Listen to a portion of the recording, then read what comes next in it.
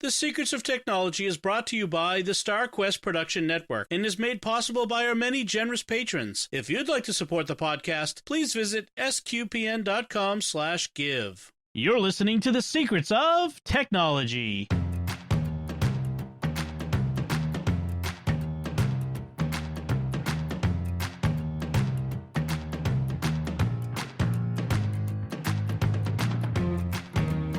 Hi, I'm Dom Bettinelli, and you're listening to The Secrets of Technology, where we discuss the technology news that's important to you from a uniquely Catholic point of view. And joining me today on the panel are Pat Scott. Hi, Pat. Greetings. And Thomas Sinherho. Hey, Thomas. Hey, Dom. It's nice to be here. So I want to kick things off right away with some listener feedback. We got a message from patron Michael on Patreon. Yes, you can ask us questions via Patreon if you are a patron there. And he said, recently Apple dropped an iOS update to my iPhone 12 that dramatically changed the podcast player. After trying to live with the change for a month and 2 separate calls with Apple to try to make the player workable for me, I have come to realize I need to find another player. The update has made it very difficult to listen to current episodes without having to fight through the list of other episodes I've deleted because I've listened to them or decided not to listen to them. And he says, he kind of gives some examples, and then getting to that list of episodes to scroll through the list isn't easy anymore either. So here's his question: are there other players available on iOS, and I'm going to add in Android here, that might have a broad library that you like? I've heard you discuss Overcast. Is that your preferred player? Are there others? Thanks. And he says, I'd like to find something that's both easy to use with a good library of shows so I don't have to jump around to different apps. And that's some really good questions and opportunities for us to talk about things. And the first thing I wanted to mention was Apple did change the podcast app on iOS and macOS for that matter recently. And a lot of users are up in arms about it. A lot of us podcasters aren't all that excited about what they did either, because the Apple Podcast app is probably the biggest place where people listen to podcasts. And they changed it so that it's no longer like you're downloading a file to an app, and it's more like Apple Music, where you're looking at the library of everything that's in the cloud. And people aren't used to that. And like Michael says, when you've only listened to certain episodes, and every time you go to that show, you see 200, if it's a long-standing podcast, 200 episodes, and you're like, oh, I'm trying to get to the one I want.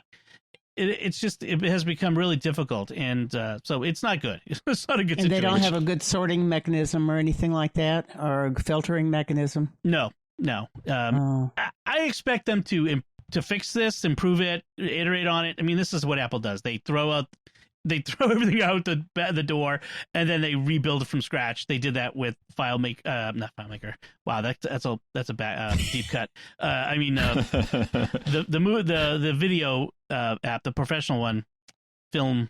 Anyway, and they did that with the iWork apps, and they do this. They do it with the hardware too. Let's just get rid of the headphone jack. Let's just get rid of the CD power player. cable. We're changing it. Yeah, USB is in, ADB is out, or whatever it was. So they're constantly doing this and then giving you stuff back over time. And so that's the situation. So, but to be honest, like Michael said, I haven't used the podcast app in ages. I go to it. I was going to say, anybody who's still using the Apple Podcast app is a saint, because that thing was a nightmare already. So if it got worse, right. I just don't even know where. I don't know how it could have. Yeah, join the elite of the podcast enthusiasts of using, because we use third-party apps. Just kidding. Oh yeah. I mean, even like the Google Podcast app is not great either. Yeah. So you're right, Michael. My preferred podcast app is Overcast on iOS. I really like it. It has some really great features, including Smart Speed, which is often in most apps you can speed up how fast it plays, and but it's a very static sort of increase. It'll play twice as fast, 3 times as fast, 4 times as fast. What Smart Speed does is it intelligently pulls out silences. So if I have a long silencer and I go for 3 seconds, I'm not going to go too long because my editing app goes crazy if I have long silences. But if there's a long silence or a second, a half a second, it pulls it out and shortens things up, so you can listen to more podcasts in the same amount of time. There's a lot of really great features in Overcast, and so that's the one I recommend. But how about you guys? What do you use for podcast listening? Thomas, what do you use? So I'm on Android, and a while back I got an app called Podcast Addict, and that is addict as in like a person addicted to something, which yes. It describes me for podcasts accurately. But I got it, and it had a free version, as most Android apps do. But this app was so good that I actually shelled out the money for it. So it really is a fantastic app. It does what you were just talking about, where it will eliminate silences from the things that you're listening to. It will do. You can adjust the speed. You can get pretty incremental with the speed too. You can really go down. I've got some of my podcasts. They speak really slowly, so I just speed it up a lot. And then some of them, it's a 40-minute podcast, and I really need it in that 30-minute time period. So just bump it up a little bit to get it down there. But then I really like the way they organize everything. So similar to what you're saying with the iTunes app, now they will show you the whole breadth of what's been released by that podcast, but you can mark them all as viewed. It hides them all, and then you can look at the ones that are hidden and just see the most recent one and unhide that one, download it, listen to it, and then the next time one comes up, you'll only see that one. It'll have the list there still, but it's all hidden from you, so you can't see it unless it's a new one. And it's really good. It keeps the covers, only the covers of podcasts that have new content to them. That's all it'll show you. So your podcast app will look completely clean if you are up to date on your podcasts, and then one will pop up as it has a new episode. I wonder what that's like to be completely caught up on your podcasts. I have no idea. I've done it once, and that was when I was going through making sure everything was up to date, because I was like 20 episodes behind on everything. Yes, theoretical. It's theoretical. So that sounds like a good one. Pat, what do you use for podcasts? Well, I'm kind of weird because I have multiple podcast listeners and or apps, and I'll use one type for one type of podcast, another one for another. Like I've got one that's devoted to all faith-related podcasts that I'm interested in, and another one that I use for literary and that type of podcasts, and then a third is kind of a miscellaneous, but or technology. Pardon me. There's one for all my tech stuff. So I use Apple Podcasts, and I use Overcast, and I use Downcast. And I like Downcast because it lets you instantly see the most recent ones or the oldest ones first, or you can filter them out by different criteria and you can have a global criteria as well as an individual podcast that you've overridden that one and you want that one shown in a different way, or so it's got a lot of flexibility. So I'm not as in depth as y'all are, but I got the variety. Well, I like Downcast, especially. I have it on my iPad because I like it for video podcasts, like all the Twit Network podcasts. I prefer to watch those as videos, just because that they have really good quality and they're really like TV shows. So I have all those in Downcast on my iPad, and Downcast is really good for that. And but yeah, that's actually, but I've heard of people segregating things out by app. I segregate by playlist in Overcast. Overcast lets you do playlists, and so yeah, I've done that too. But it just seems simpler for me to just say, well, there's a whole one devoted to SQPN and all the other things. Right. That's one thing I like. One thing I like about the one that I'm using, Podcast Addict. I can set up a player widget on my screen, but I can set up multiple player widgets, and each player widget can be attached to a different playlist. So I'll have those, I'll have my tech podcast playlist, and then I'll also have my literary podcast playlist, but they're two separate widgets so that I know, okay, and it's got it queued up which one's on there. So I just hit play on that one if I want to listen to it, or stop it and then go to the other one if I need to. That's cute. Yeah, that's cool. I want to mention about the idea of apps that have broad libraries.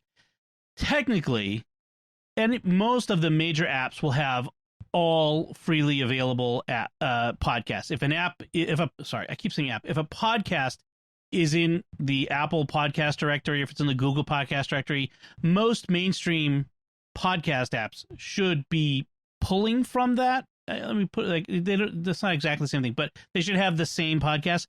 They don't always. And for SQPN, we try to make sure that we're in every available podcast directory. But there are lots of them, more than I ever expected. I keep running into new ones. So, and if you encounter one where you don't find SQPN's podcast and you want to see us there, let me know. Send us an email at technology@sqpn.com and let me know, and I'll try to get us in it, because it's we want to be everywhere that people are listening. We actually just did this the other day because I found a new one that I'm looking at. I'm trying to kind of move all of my listening over to PlexAmp, which is, I think I did a pick of the week, or yes. I at least talked about it in one of our previous episodes. And I really like it. I love the way the app works. I love the way it looks. And I went in when we got this question. I was like, okay, let me go look. I'll start moving my podcasts over. And I couldn't find the SQPN podcasts because they aren't using one of the bigger streams. They're using their own. But Dom was able to put his list of all of the SQPN podcasts in there and add them to the list. And sure enough, they have populated now. So they're all easy to find. Yeah. Right. Apparently, the way they work is as soon as a user manually adds a podcast to their PlexAmp player, it makes it available to the entire PlexAmp user base audience. Yeah. Yep. And that's another important thing, is every podcast app that I know of allows you to manually add a podcast feed. So even if we're not there and you want to have us in a particular app, usually you can go to our site, go to the particular podcast page, the show page, and there'll be something that's labeled RSS. Usually that's what we call it. And if you copy that link and you paste it in, sometimes you can even just paste the show page, like sqpn.com/technology.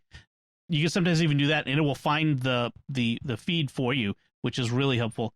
And that should add it too. So there are multiple ways, and any of those will do you good. If so I love Overcast, and Podcast Addict is good on Android.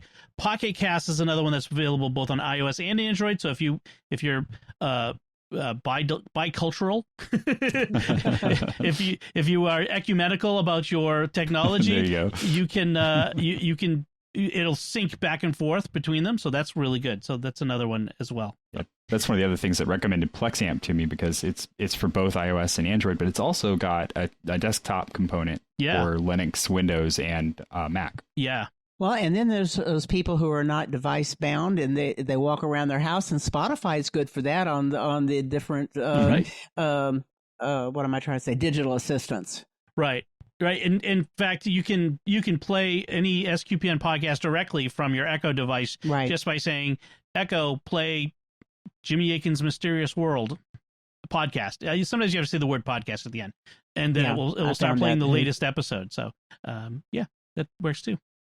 Excellent. Michael, thank you so much for that question. We really appreciate it, and I think it's a good discussion. If you have any questions about podcast apps or getting podcasts, let us know at technology@sqpn.com. So I want to move on to our next topic. We're jam-packed full of stuff to talk about tonight, so I want to get to all of our topics. And the next one is an important topic. It's about email security. And this isn't necessarily about the security of your particular email address. That may actually be something we can talk about in the future. And we have talked about choosing an email hosting service back in episode 109. And this is about securing the email for your organization, your domain name.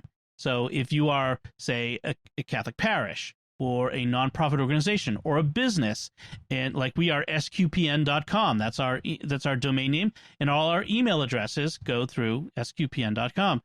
If you have your own domain name, this is for you. And even if you're not an administrator, this is important for you. And the reason it's important is we've heard of all these stories in the news about these ransomware attacks and, millions of dollars taking down these megacorps. Most of this ransomware and these Trojan horse breaches are caused by someone being tricked through an email. That they get an email that looks like it came from a legitimate source, has the right domain name. They click a link and bam, they're infected. Or they open an attachment and bam, they're infected.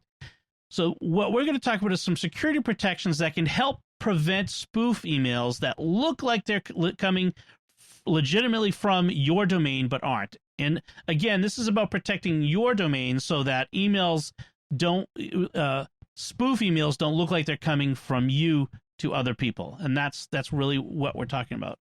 So Thomas, you helped me with this. We had a situation where we got an email to SQPN. One of our podcast hosts got an email from someone who said, I'm a security researcher and I found this vulnerability. I just sent a forged email to my email address that appears to originate from sqpn.com, and I was able to do this because your system is not set up correctly. We'll get into exactly how that is.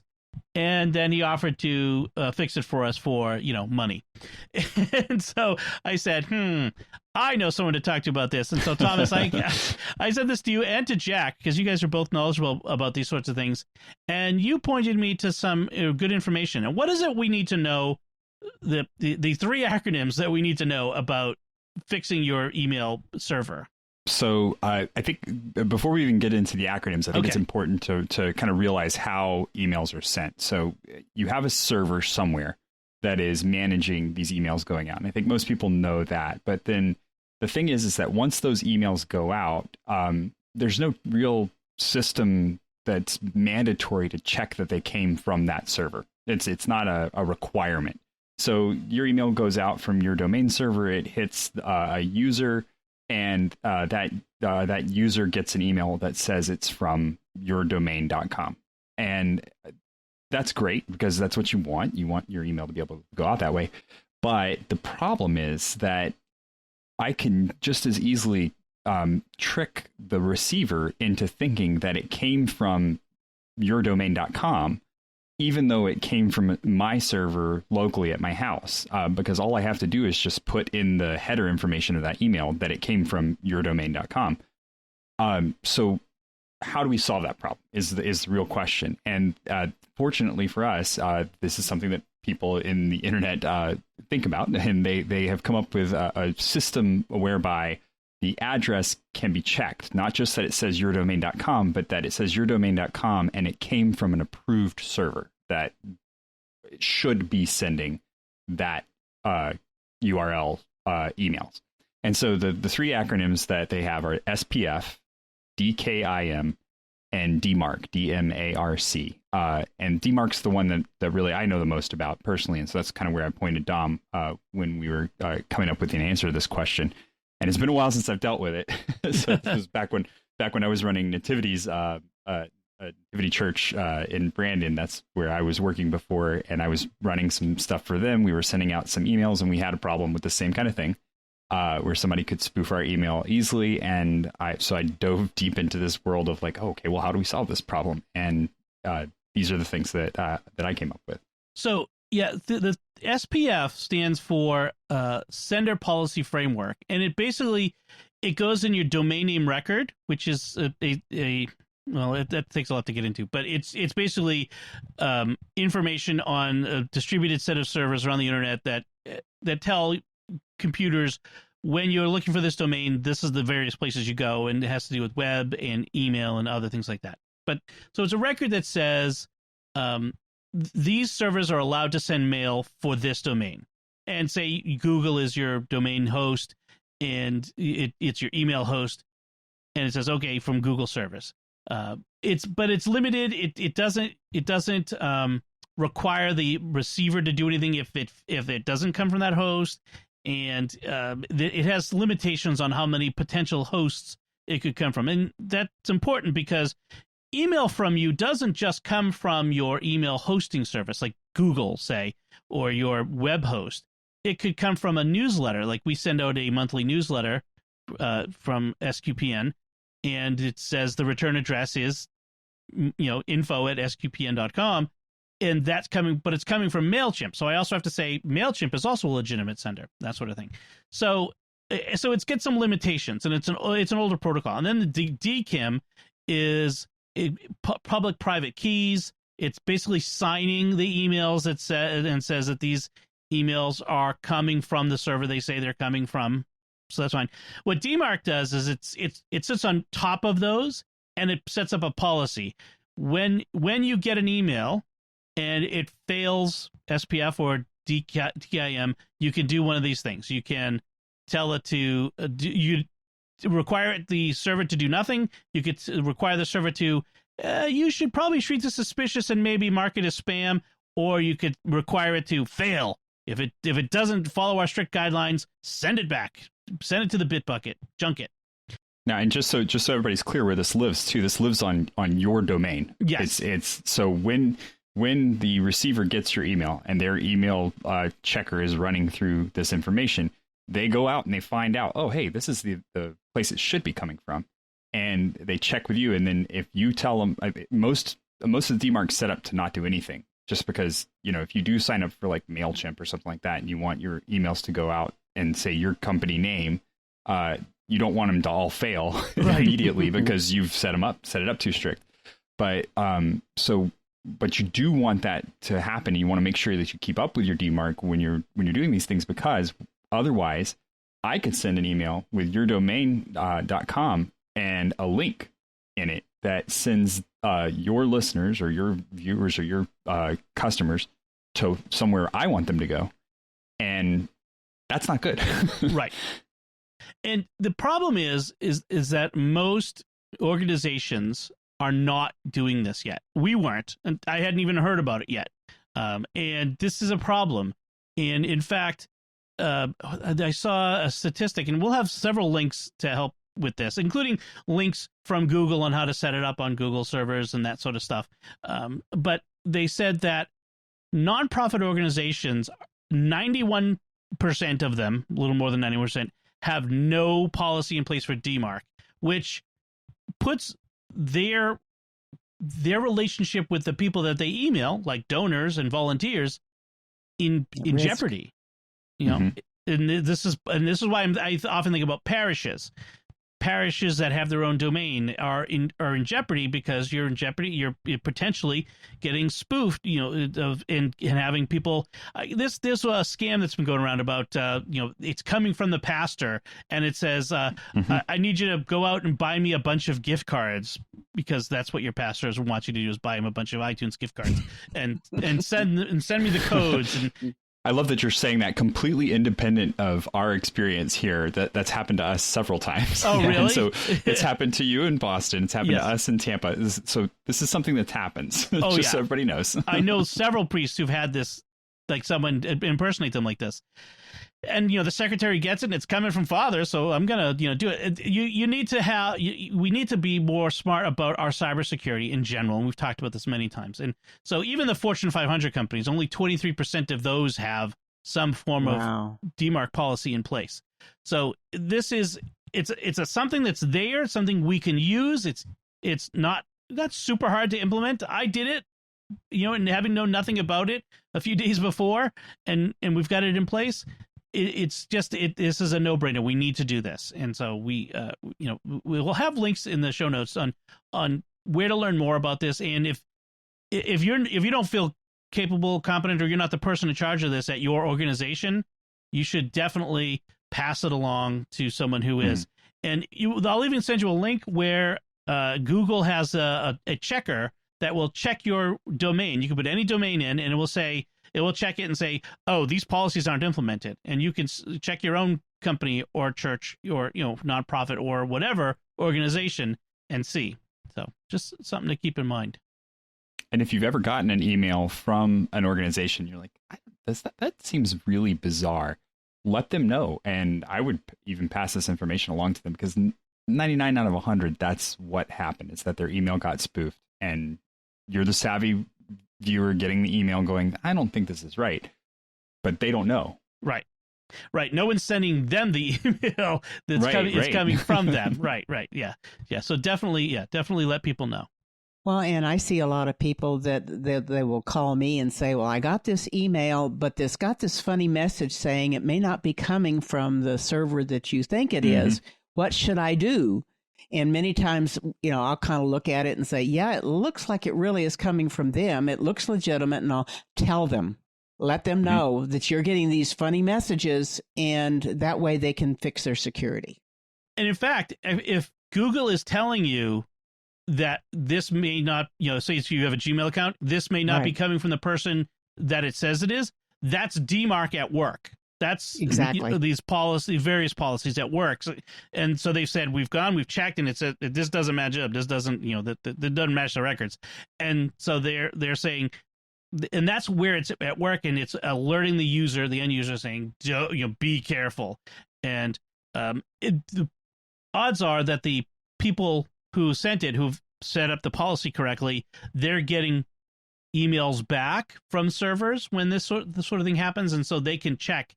Oh, Google, you got an email through your Gmail account? Okay, let me go check the report from Google I got yesterday and see what server that is that's doing this bad thing. So, yeah, that's a good point. Excellent. Yeah, let them know. All right, anything else we want to say about this, or questions on this area?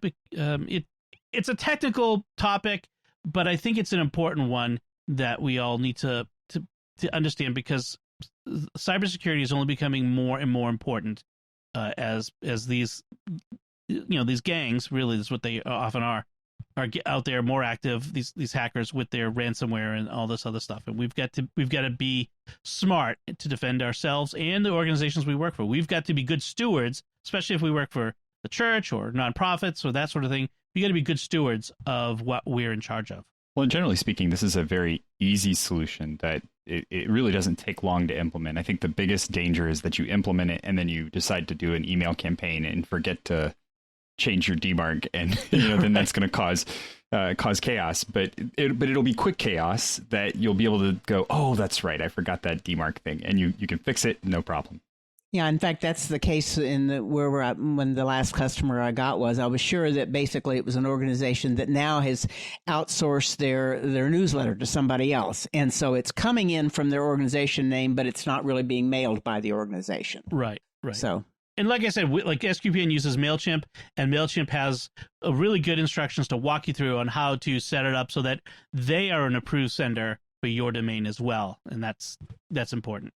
So that's good. Excellent. So thank you to to that guy out there, the security researcher who wanted to get SQPN to pay him. We're not going to pay you, but we do appreciate you letting us know. You. Thank you very much. We'll say a prayer for you. Yes, that's a good idea. All right, let's move on. But first, before we do, I want to take a moment to thank our patrons who make it possible for us to create the secrets of technology, including Claire K, Sammy, Afons F, Donald F, and Tom E. Their generous donations at sqpn.com/give make it possible for us to continue the secrets of technology and all the shows at StarQuest. You can join them by visiting sqpn.com/give. All right, so let's move on to our headlines. And the first one up, Thomas, this is in your wheelhouse. The headline says, AI designs quantum physics experiments beyond what any human has conceived. And I will say I believe it because I don't understand it. So tell us what's going on here. So this is a really cool cross-section of my interests. I love quantum physics. I love the work that these guys are doing. And it's a group of researchers that are doing mathematics that's so far on the edge of everything that these three scientists were sitting around for months with the giant blackboards doing all of their doodles that make no sense to anyone ever. And they couldn't solve this problem that they were having. They were trying to come up with a formula that would fix a value for the state of a quanta, of a light. Is it a wave or a particle? And they were doing entanglement, so they were really doing if you slam two of them together and then take one across the universe, can they both be in the same state at the same time? And so that's kind of the experiment that they were running, and they couldn't do the math. They just couldn't do the math. And so, as a testament to how awesome machine learning is, one of the guys picked up some basic machine learning courses and taught himself how to really go dive in and program an AI that could do this math for them. And lo and behold, he came up with this machine learning algorithm that solved their problem pretty quickly. And it was great. They all loved it. They thought it was wonderful. And then they moved on to other things. But he still had this AI that he wanted to do things with. So what he ended up doing was going back to some older experiments and grabbing some unsolved things, like just tools that people had made, seemed interesting, but then had discarded because they hadn't really worked or whatever, and fed them into the machine so that this algorithm now had these extra tools. And as he's sitting at the cafe with a printout from this thing one day, he's looking through it. He has no idea what it's trying to tell him. So it's given him results, and he couldn't figure out what they were. So he was pouring through it. Finally, he found out that this machine had creatively applied a quantum physics experiment from the 90s using an interferometer. So basically, it had set it up in such a way that it would get rid of all the extra noise. And it's something that the experimenters never thought of, and they had abandoned the project just because they didn't get results that were actionable at the time. And he went back and talked to these guys about it, and they were like, yeah, this is something that we never would have done because we weren't really going back to this, and nobody's done in the 30 or so years since we did the experiment. But the machine did it. Wow. So Wow. It's so neat because it's like it's almost to that level of creativity that we really want the benchmark for, truly autonomous thinking machines to be at. And then there was a lot of talk about whether or not it was really AI or not. But to me, this is creative enough that it's something that was done by a machine that would not have ever been done by humans. And that's so interesting that we really have gotten to that point, and that it's a quantum physicist, not a computer programmer, who made this program. That's really the cool part here. And it's almost like a little bit of a time machine because it goes back to the past and gets the solution. Well, I tell you, I, for one, welcome our new machine learning overlord. I will serve you and feed all the rest of the humans into the machine. To serve mankind. Yes, exactly. There you go.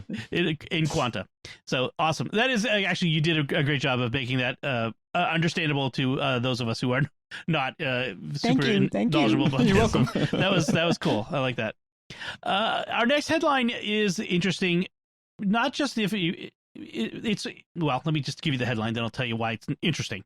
The headline is Audacity is being called spyware after privacy policy update. And let me tell you why this is an interesting story, even if you're not into audio editing or podcasting, whatever.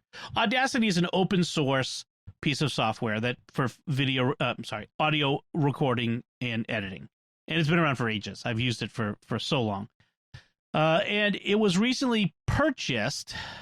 That might be you might have to correct me on this, Thomas, but on the exact language on this. But it was recently acquired by a company. They took control of it, and they made some announcements that it will start to communicate with their servers back and forth. And people got really freaked out because why does it need to communicate any information back to a central server, et cetera, et cetera? Now, Thomas, why is this, from your point of view, is this important, or is this a tempest in a teapot? Don't make me pick between the two because it's kind of both. It is an important tempest in a teapot. Okay. It's an important tempest in a teapot. Yes. Okay. Well, I think honestly, free and open source advocates, a lot of times, what we're really looking for is something that's detached from this constant update cycle. That I have to be bought into the update cycle, or I have to be sending information back about the way I'm using the program or whatever. So part of the open source advocacy is I want a product that I know what it's doing, that I know everything that it's doing, and that when I have it on my system, if you update it, I am choosing to follow that update string. Like I know what's happening with it. And I'll be honest, I don't look at that half the time, right? Like I'm not keeping tabs on every single piece of software I use and making sure that all the stuff is updated. But there are limits to what I do want available in an open source product. And what was happening here was that they're adding in an obscured piece of code that's going to be sending the information back and forth. So in other words, that piece of code is not visible. So you can see everything else about Audacity. You can see all the code that makes Audacity work because it's open source, except for this one piece that's communicating back with them. And that's because they're using a framework from Google that is this kind of monitoring framework that keeps track of how users are using the program, what problems they're having, what system they're on. So, it's stuff that you're going to get in most commercial software anyway. There's just no way you're going to avoid that kind of thing in commercial software. But it's kind of sketchy on that open source angle of things. Right. So most users who use commercial software, this is no different than the software they're already using. It's communicating back and forth. This is really important to people for whom that the communication back to anyone of anything about the extreme technological libertarian idea of I don't want anything about what I'm doing communicated to anybody else without my explicit action to do so. Right. Opt in, yeah. Mm-hmm. And that's really what the big argument was, is that that there was no opt-in to it. They were just going to ship it. They were just going to put it in the update, and that's it. If you're going to use the next update of Audacity, you're stuck with it. Okay. Now, given that Audacity is open source, there's a thing called forking, which is someone takes the code and they go in a new direction with it separate from the main thrust of the development cycle. And so someone else can take what's open source about it and keep going with a different name on it. And I heard that that's actually someone's working on that, a fork of Audacity. Yeah, there are actually a few. The one that I've heard the most about is called Dark Audacity. Okay. And so it's got some other things added to it, and so it's been around a while. It's not a completely new thing, but the idea that you can grab it and run with it is pretty good. But the challenge there with a program like this is that it's become so synonymous with free and open source audio that to now have to move away from it. And then if this company decides that they want to sue Dark Audacity because it uses Audacity as part of their name, and it creates a very hostile environment where there wasn't one before. And it could even create confusion among users who think that they're using free and open source software that's completely unencumbered by this sort of thing, and download it and use it and don't realize this. Right. But in general, for most people, Audacity's still okay. It's not really spyware, right? Right. Yeah, it's if you use any commercial software at all, you've definitely been exposed to this same kind of. It's a quality check thing. That's really all it is.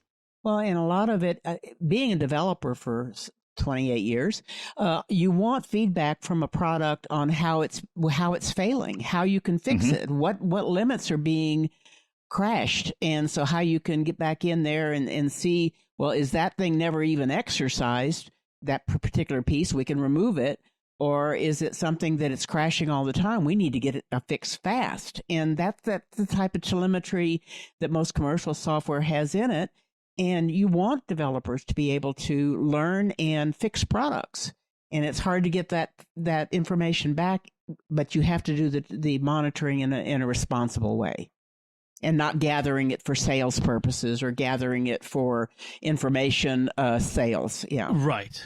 Like who was the Vizio? I think it was who's like gathering information on how people are using their televisions. We talked about this a few weeks ago in a headline to sell it to advertisers. Like, no, that's not kosher. Don't do that. But this is different. Right. There's an altruistic purpose that you can say is involved here. We're trying to make the software better, and we need users aren't always great about reporting why things break. I mean, I'm not. Why did it crash? I get those, get those pop-ups. You report what you were doing before it crashed. I wasn't doing anything. I literally was sitting there looking at my phone. It like crashed while it was asleep. But where if it can report home what it was doing immediately prior or that sort of thing, it can help. So. Well, and I'll be honest, if anybody who's ever used Audacity can attest to the fact that the UI is the most clunky, awful thing that exists. And this is the kind of telemetry that you could get. Like, how are users interacting with the menu items? Is there a button that we could make visible that everybody uses all the time that we could just put right in the front? So I understand it, and I think the reason I say that it is a big deal, but it's not a big deal, is because ultimately a lot of software is going this way. But the issue really is there are open source alternatives that they could use. There are open source reporting telemetry systems that they could use, but they opted to go with Google's, and that is by its nature a kind of walled garden. There's not open visibility to what's going on there. So it's not just about that it's reporting back, but that the reporting mechanism itself is a black box that is closed source, and therefore people can't look at it and see what else it's doing. And, exactly. And it probably doesn't help that it's also Google, and people are kind of what Google's the behemoth that it is, who's got its tentacles everywhere. Yeah. Well, and I get a lot of reports whenever somebody comes around and puts out a new terms of service or that type of thing. People start reading it, and they don't realize when it says that the company will read this, or they will write this, or they will have to, because the product can't work without it. So then it becomes truly a tempest in a teapot, because they don't understand the mechanics of what's going on underneath, and they're just saying something's reading my data. Right. Mm-hmm. Or like when Facebook's terms of service says, you give us the right to reproduce your images across, state lines or international borders, and they want to sell my photos of my dog. That's exactly what I'm talking about. Yeah, nobody wants to buy those photos. That's over. You have to give them permission to reproduce them, because they're on servers everywhere now, because that's how Facebook works. And otherwise they couldn't get it from their server to your phone if they couldn't reproduce it. Exactly. By the way, speaking of Audacity, in its interface, it has not changed a bit in the 10 years since I first started using it. It is still the same old interface. Yeah. Oh, yeah. And which was actually very comforting since I started using it again recently, because I thought, I know how this works. Yeah, exactly. Once you've climbed the hill. I remember I can't find anything. Yeah, once you've climbed the hill to figure out how to work it the first time, then it's like riding a bike forever. So our next headline, this is a kind of an interesting one. Cryptocurrency is big in the news. It's from Bloomberg, and it's called Bitcoin Beach: What Happened When an El Salvador Surf Town Went Full Crypto. The important thing to know in advance of the story is that several years ago, El Salvador gave up its own currency. It doesn't have its own currency anymore. It actually uses the U.S. dollar. So it doesn't have a fiat currency. That's what it's called. And so they went to the dollar, and that hasn't helped a lot as being a a developing country. That's not really nice to say, third world country, but they're a developing country with a lot of poor people who don't often have access to banks or technology or that sort of thing.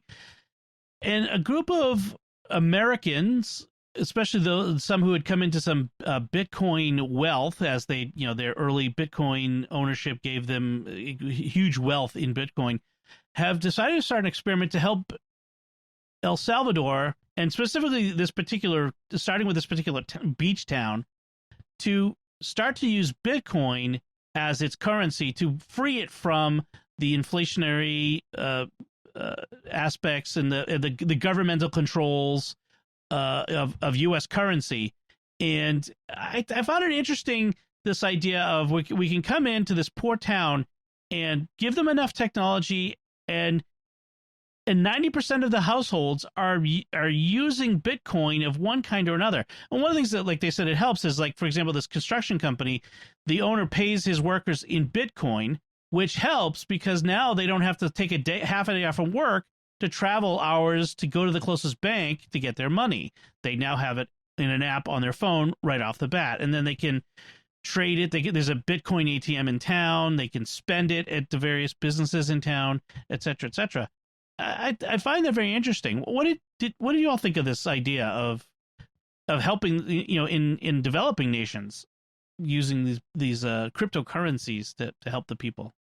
There was actually an article a while back about Brazil having done something similar before cryptocurrencies were a thing, and so they kind of completely altered their money system so that it was more of a it's hard to explain it, but I haven't read the article in a while, but it was a really interesting talk about how they kind of gauged the value of products like a gallon of milk versus an hour of work. Almost and bartering. Then and then they just set up the system based on that. basically revalued the economy based separate from the currency. But yeah, right. And it was so cool because like reading this, that's the feeling I got was like, oh, okay, so what they did was they solved the problem that they're having where the currency has just gone so wildly inflated that there's no way to recover the currency. So what we need to do is just get back to like, what are we doing with money? Like, what is an economy? What are we actually doing here? And Bitcoin just kind of divorces the concept of the fiat currency from the actual economics of day-to-day life. Right. Yeah. I mean, Bitcoin just becomes a sort of, or any crypto becomes a sort of token that you use to buy things. It's monopoly money in a way. It's just we've all agreed that it's worth something and that we're going to exchange it for goods, which is what money always was. Right. I mean, which is what money. Well, even like when money was gold and silver and precious metals, it was still or buttons. Right. This gold is worth this much. And we all agree that it's worth a thing. It's not just a hunk of metal. It's worth a thing. It's not just a rock. But it's rare enough that it has value. And so, yeah, I really like this idea that they're helping these places. The problem with being pegged to like with them using the U.S. currency was as the American economy speeds up, they can buy less and less with the U.S. dollars that they have, and it hurts them.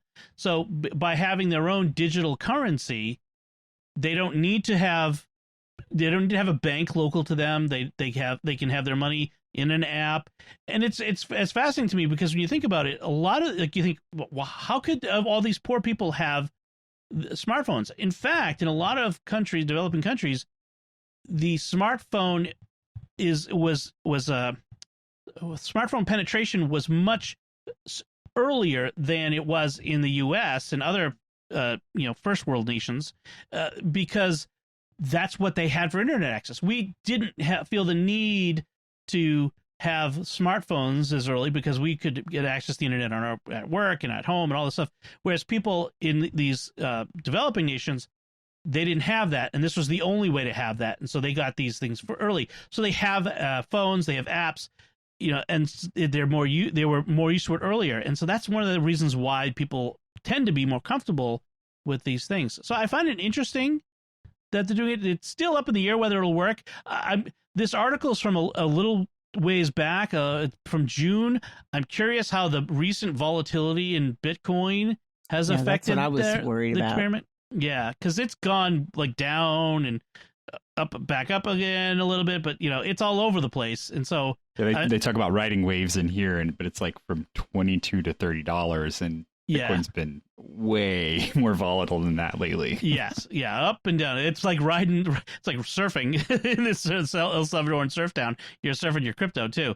So it'll be interesting to see whether, because volatility in a currency is, in general, a currency that you spend every day is a bad thing. You want it to generally be worth about the same a week from now as it is today, and that's, I think, where the problem might be with trying to go full crypto with something like Bitcoin at this point. Well, at least with a crypto as widely distributed over the world as Bitcoin is, if it was something that was restricted to a geographical area where it was pretty stable, that might be something different. That's true. That's true. Some countries are developing their own cryptos. Venezuela has a new digital. China has a new digital crypto. The U.S. has actually started talking about having an American digital dollar, which would be very interesting. And some of the benefits of that is that it takes a certain amount of time for a check to clear. Like you deposit a check in the bank, it'll clear in 3 days or 4 days. With a crypto, in blockchain and all that, it would be instant. Yeah. No need. It's immediately verifiable. Yeah. No float. Exactly. No float. So our system is kind of antiquated, and maybe we should be looking at this. Well, there are a lot of people that are using electronic fund transfers and things like PayPal and things like that, which are much more agile. Right. Mm-hmm. But it would be nice if the dollar, I mean, especially not so much for the consumer, but on a business level, at a corporate level, if it were a little less built on a creaky foundation, a little more modern, shall we say. I mean, I tell you, I don't remember the last time I went to an ATM and took actual cash out of the machine. Right. I almost never take you nowadays. Everybody takes Apple Pay or digital wallet, and if they don't, I use a card. Like it's just never cash anymore. I'm not sure what my PIN number is off the top of my head. Luckily, I have it in one password. Here, dear Dom. Yeah, I was going to say, you've got it stored somewhere, don't you? Yeah, I have it in one password. I'm smart enough to do that. So our final headline for tonight is an interesting one. This kind of trend, I don't know, we often call things trends, but this thing that people have been doing of finding deceased relatives in Google Street View. And now, not everybody's going to be able to do this, but the Google cars are driving everywhere all the time, and they will pick up images of people on the street, in their yards or whatever, and they blur out the faces.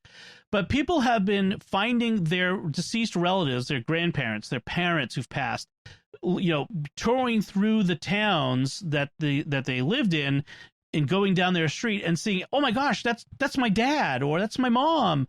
And, and it's like traveling through time to see them again, on the street in their, living their lives. And I thought that was an interesting idea. Have you guys ever seen a Google Street View image of someone that you recognized? No, not a person's face per se. I mean, I've seen their car, I've seen their boat, I've seen, things that I can say, yeah, that's your car, Dom. I saw on that street, 3 years ago. And, with Street View, you can go back and look at earlier times if they happen to have that data. But no, I haven't actually recognized a person.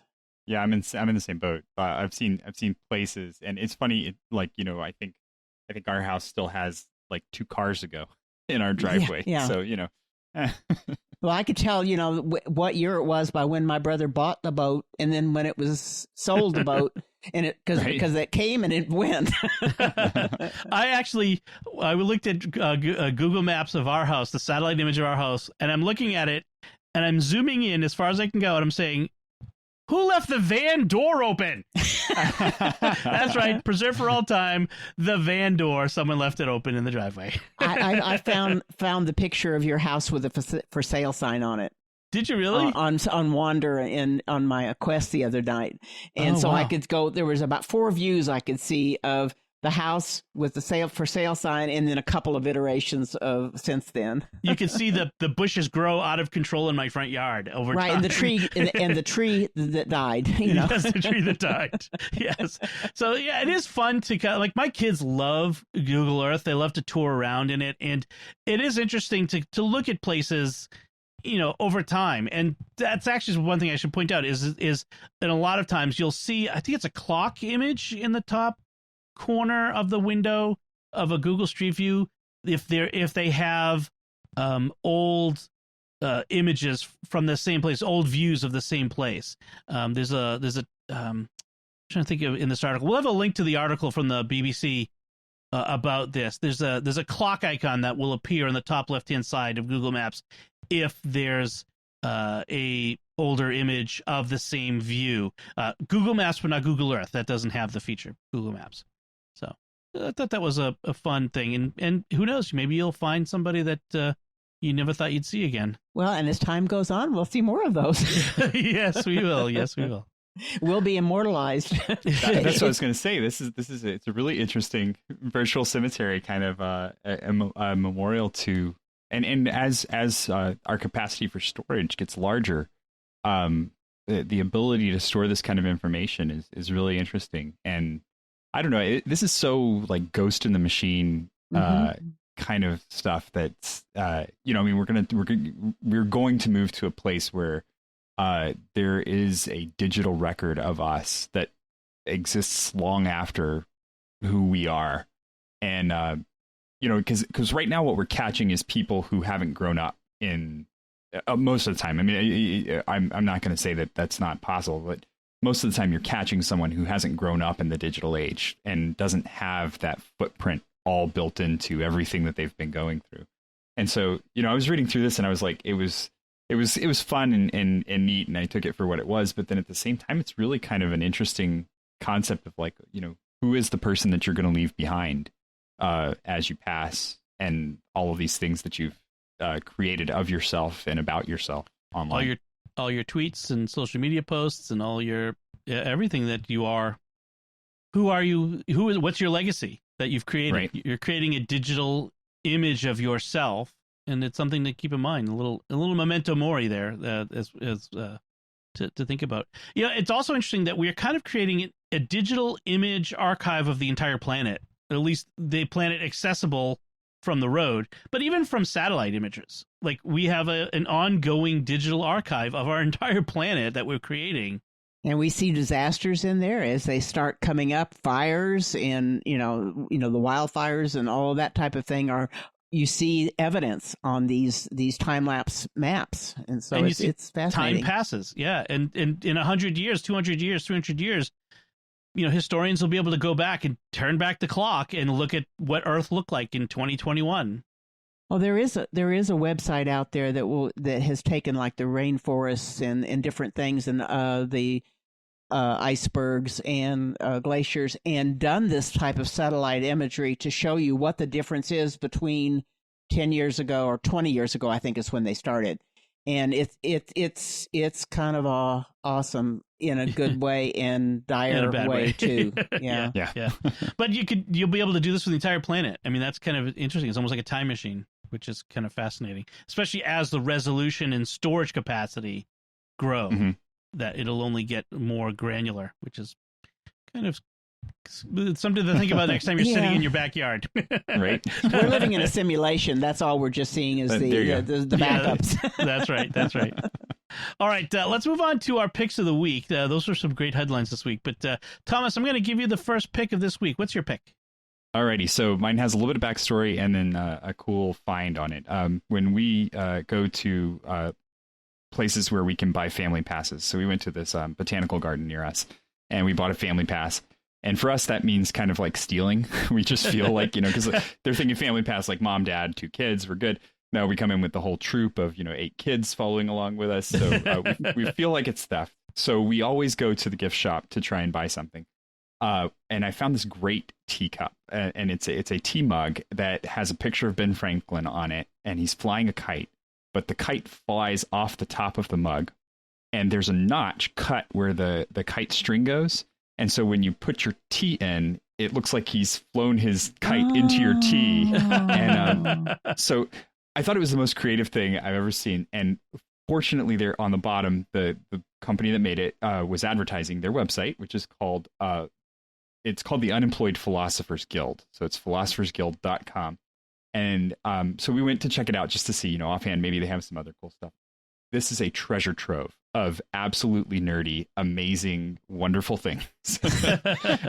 So I highly recommend that you go check it out. I will give the caveat that they have a political section, which tends a little bit on the liberal side. a little. A lot of it on the liberal side. Yeah. But that's fine. That's fine. but the whole site is fantastic. It is just... They have retirements that you can give to someone. So it's a mint tin that's for a person who's retired. My favorite we got for our anniversary, my wife and I, we just had our anniversary recently. We got a couple's mug that is a picture of a black box, and it says Schrodinger's cat on it. And as you pour the coffee in, it is revealed if you got the mug that has the living cat or the dead cat. It's a set of mugs, 2 mugs. It's a set of mugs, yes. And one of them has the hidden image of the dead cat, and one of them has the living cat. That's awesome. Yeah. And if you drink them at the same time, what happens to the cat? It is both disappears, alive and dead. And it's both alive and dead. And a tasty cup of brew. Yes. Exactly. And so every morning when I go to pour my coffee now, I say, perform the experiment. And the kids have now learned what Schrodinger's cat is. So awesome. Great lesson. But, so I definitely recommend go check it out. It's got lots of just fun gag gifs and just nerdy, really ridiculous, exciting things. It kind of reminds me of Think Geek a little bit, but yeah, a little more toward the literary liberal arts sort of vein. Philosophers, unemployed philosophers, which I think is fun. And they have like geeky topics like Sherlock Holmes and Star Trek and other stuff like that too. So that's kind of fun. Awesome. I like the Ben Franklin tea mug. I found it on their site. So yes, it's fun. Awesome. Pat, what is your pick this week? I couldn't decide, but so I guess I'll go with they're both mundane, but I have a lot of clients for whom they still have desktops that did not come with wireless cards. So in the past, if they wanted to move their computer across the room, they were kind of stuck. And we'd have to string a long Ethernet cable all across the room, or maybe they decided to go upstairs instead of being downstairs. Well, one of the things that I've started getting are they're about the size of the little thing that you put in when you have a wireless mouse. For those of you who are using the RF, not the Bluetooth mice. And so it's just a little thing that you put in the USB port, and then all of a sudden you've got this really high speed Wi-Fi dual. You can either get a single or a dual channel, and it just has made it so easy because it's out of the way. It's not sticking up and getting knocked over or anything like some of the other devices that I had used in the past. So they're real cheap and they're real good. And this was from TP-Link, which I've gotten a lot of network stuff through them. And so I've been real happy. I just stick a couple of them in the glove box so that I'll have them when I go to clients' houses. Nice. Yeah, I mean, they'll work for anything. Windows, Mac, Linux, they're cross-platform. Awesome. That's good. So my pick this week is an app, and it's kind of fun because it's called Bunch, and it's a Mac automation tool that works through text files. It's almost like batch files on Windows or Linux, that sort of thing. And what is you got me interested. So it's at bunchapp.co, and it is I've just started to scratch the surface of what it can do. And so one of the things that I have it do is, just as to give you an example of what it can do, is when I turn on my mixer to start podcasting, that alerts my Mac that that it's now attached. And I use Keyboard Maestro, which is a previous pick, that then launches the Bunch text file. And all it is it's a list of apps to start and apps to quit, and then it gives commands on where to move windows and set them up in different places. But it can run Apple scripts, Shell scripts. I think it can run JavaScript. But it can do all kinds of scripting. It interfaces with different programs. It can oh my gosh, it does so many different things. It can work with home automation, like turn on and off lights, and it's all just simple text files. It's just simple, plain language. So when you open a Bunch, it runs the commands, and then when you close the Bunch, it runs it again, unless you tell it to do something different. And you can tell it when you open, do this; when you close, do that. I mean, it's really a fascinating program, and it's kind of geeky. But if you're at all into automation and scripting and time saving, these are all things that I love to do. I'm always looking for ways to automate my stuff.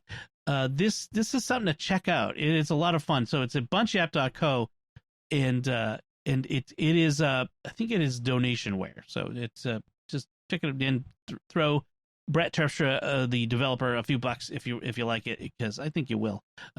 I can even activate it using my Stream Deck, which is a little gadget on my desk, which is a push button, and it's got OLED screens behind every button, and so it can change with the context of what I'm doing on my computer, and so I can activate a Bunch with a push button. Oh, it's so cool! It's so much fun. So anyway, check that out, bunchco.app. That was a bunch of fun. It was a bunch of fun. I've had several different picks that I had to choose from this week, which was a plethora of picks. And I will share my other ones with you over time, including what I got today in the mail. It's a little preview of my new Siri remote for Apple TV. Ooh. So I'm looking not all glass. No, I'm looking forward to finally being able to scroll through a show without it jumping all the way to the end and ruining the spoiler for me, that sort of thing. Anyway, or having to have a cushion around my brother has, because he drops his all the time. So with that glass, he now has a little bumper around it like you would a phone.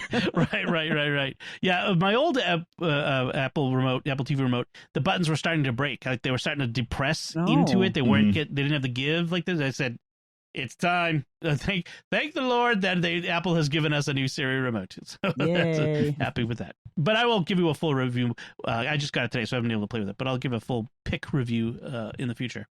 But let's finish things up by taking a moment to, I'm sorry, I already did that, by letting you know that you should tell us what you think of our discussion, or if you have any questions or any feedback at all for us, by going to the show at sqpn.com/technology, or the SQPN Facebook page at facebook.com/StarQuestMedia, or send an email to technology@sqpn.com, and you can find links from our discussion and our picks of the week on our show notes at sqpn.com.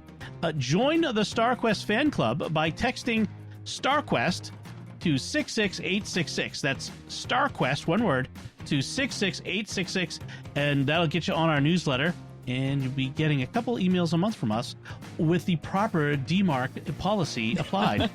Excellent. Excellent. So until next time, Thomas Sanderho, thank you for joining me and sharing the secrets of technology. It's been great. Pat Scott, thank you as well. Always glad to be here. And once again, I'm Dom Bettinelli. Thank you for listening to the Secrets of Technology on StarQuest.